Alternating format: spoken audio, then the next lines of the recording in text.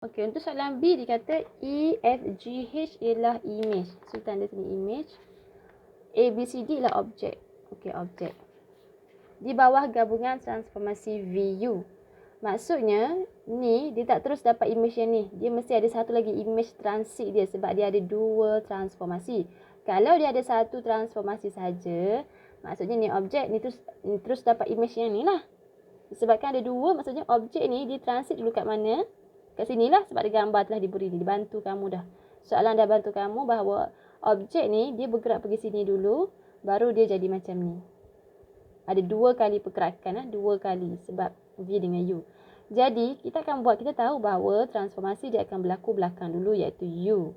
Jadi, objek sini dia akan pergi A, B, C, D, dia akan pergi kepada K, L, M, N ni melalui transformasi U dulu.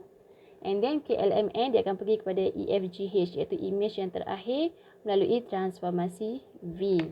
Okey, jadi soalan tanya U. So, kalau U kita fokus dulu, apakah transformasi yang menyebabkan objek ni bergerak menjadi image kat sini? Jadi, kita nampak sini memang jelas dia ialah putaran. Okay. Kita tahu dia ialah putaran. So, kita tulislah putaran. Okey, putaran. Jadi, cikgu pilih satu sisi AD ni. Okey, ni AD ni objek. Bila kat image ni, kita nampak bahawa KN ni lah dia punya image kan?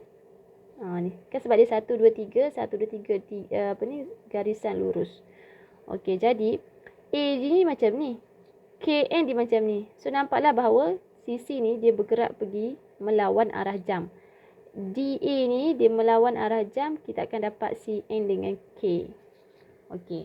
Jadi, putaran ini 90 darjah. So, tulislah putaran 90 darjah lawan arah jam. Okey, satu benda lagi lah kita perlu tulis pada pusat. Okey, di berapa di titik manakah pusat putaran? Okey, jadi cara dia ialah kita pilih satu pasangan titik, objek dan image. Okey, katakanlah cikgu pilih D sebagai titik objek, maka dekat image ni D ni dia akan duduk di tempat N. Ni namanya pasangan titik sepadan. Kalau sini objek dia, objek akan duduk kat sini image. Jadi, tanda dulu lawan arah jam tadi dia jadi macam ni. Okey. Kita sekarang ni nak hubungkan titik N dengan titik D. Tetapi laluan yang kita lalu mesti menjauhi arrow.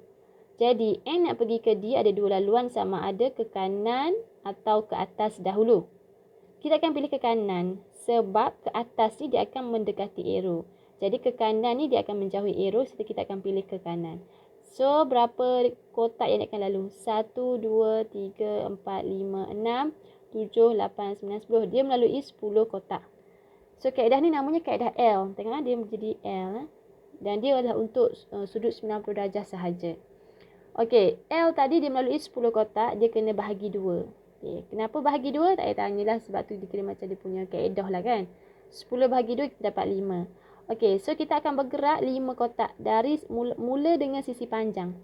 Jadi N ke bucu ni dengan bucu ni kepada D, N bucu ni lagi panjang, so kita akan mula dengan N ni dah sebanyak 5 kotak. Okey, 1, 2, 3, 4, 5. Okey, nampak tak? Kita tak sampai lagi bucu L. Kalau kita bergerak sampai bucu L, maka bucu L ni lah kita punya pusat. Tetapi sekarang kita tak sampai. Berapa kotak lagi tak sampai? 1. Jadi, kalau tak sampai lagi 1, kita tengok L tadi kita, pergerakan kita kanan ke atas. So, disebabkan 1 lagi tak kena, kita kena keluar 1. Duduk sini. Dia kena berlawanan arah. Kalau laluan asal dia naik atas, maka berlawanan dia kena turun bawah. Okey. Jadi, di sinilah pusat dia. Pergerakan keluar daripada laluan asal tu pula mesti ikut berapa lagi bucu yang tak sampai. Berapa lagi kotak yang tak sampai bucu. Katakanlah 2 lagi tak sampai kotak bucu, maka kamu kena keluar 2 kali lah. Kalau 3 lagi kotak nak sampai bucu, kena keluar 3 kali. Okey, dan dia mesti berlawanan arah. Kalau lawan asal macam ni, maka dia kena keluar macam tu. Kalau lawan asal macam ni, dia kena keluar macam ni. Kalau lawan asal macam ni, dia kena keluar macam tu. Macam itulah kaedah dia. Okey, so berapa tadi? Koordinat dia ialah 4, 4, 4, 2. pada pusat 42. Okey, selesai yang tu. Now kita nak buat transformasi V. V ni ialah dari KLMN. Image ni ialah EFGH. So kita nampak berlaku perubahan saiz.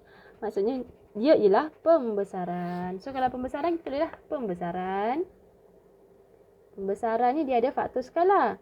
Dengan kamu buatlah ni ayat ni kena buat ayat. Dengan faktor skala, berapa faktor skala dia? Okey, tengok berapa ganda dia membesar. Pilih satu sisi sepadan saja. Okey, sisi ni kita senang nak kira. Yang ni objek 3. Sini image dia jadi berapa? 1, 2, 3, 4, 5, 6. Okey. So nak cari faktor skala ialah sisi image bahagi dengan sisi objek, iaitu 6 bahagi 3, kita dapat 2. So dengan faktor skala 2, pada pusat, okey, pembesaran pun ada pusat dia. Tapi mudah sahaja nak cari. Iaitu pilih sahaja dua garisan lurus yang menghubungkan. Okey, macam inilah. Katakanlah kita punya objek N. So N ni bila berlaku pembesaran di manakah image dia? Mestilah dekat H kan? So kita akan sambungkan H dengan N ni. Dia disambung. Sambung je sampai hujung. Okey. Satu lagi katalah cikgu ambil objek K. So image dia akan berada di E. So cikgu pun sambungkan. Mana? Okey. Jadi dua garisan lurus tu dia bersilang di sini. Pada titik 40. Maksudnya itulah pusat pembesarannya. Pada pusat 40. Okey, untuk soalan C dia suruh cerita dia lain pula. Dia kata KLMN pula image. Okey, so kita padam ni. Okey. Sekarang ni KLMN image. Okey, ni jadi image. Yang EFGH jadi objek. Pada pusat pembesaran 40. Okey, pusat yang samalah. Okey. Nyatakan faktor skala pembesaran itu. Okey. Kalau sini objek, sini image, faktor skala akan berubahlah sebab image kecil dari objek. Sama juga pilih, cikgu pilih sisi yang ni. Sini 3. Sini tadi 6.